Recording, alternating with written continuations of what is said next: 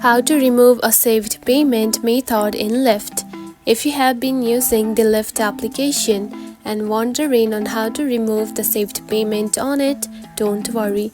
In this video, I will show you how to do it. So let's get started. First of all, open the Lyft application, just like this. After opening it, you will find something like this. Now tap onto U button at the bottom. Select it. Now scroll down and find the payment. Just right here. Then select it. After that, you will see something like this. So in the payment methods, you will see the payment methods that you have added. For now, you can see I haven't added anything. So that's why it is showing just like this. Now tap onto the payment method you wish to delete. Then tap the delete button to remove the selected payment method. So one thing to remember, you must have at least one other payment method set as a default before you can delete a payment method. And that's it.